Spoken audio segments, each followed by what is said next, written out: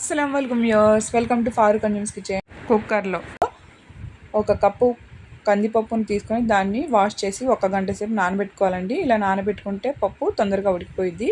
ఇప్పుడు పీల్ చేసుకొని చాప్ చేసుకున్న పచ్చి మామిడికాయ ముక్కలు యాడ్ చేసుకొని 1 స్పూన్ పసుపు, 2 స్పూన్ల కారం, 3 పచ్చిమిరపకాయలు కట్ చేసుకొని వేసుకోవాలి.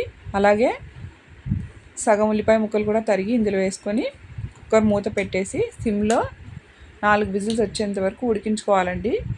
ఇప్పుడు ఉడికిన పప్పుని కొంచెం ఉప్పు, రుచికి సరిపడా ఉప్పు యాడ్ చేసుకొని మ్యాష్ చేసుకోవాలి. ఇప్పుడు తాలింపు కోసం 2 స్పూన్ల ఆయిల్ వేడి చేసుకొని 4 వెల్లుల్లి రెబ్బలు, 1 టీ స్పూన్ ఆవాలు, 1 టీ స్పూన్ జీలకర్ర యాడ్ చేసుకొని 2 ఎండుమిర్చి యాడ్ చేసుకోవాలండి.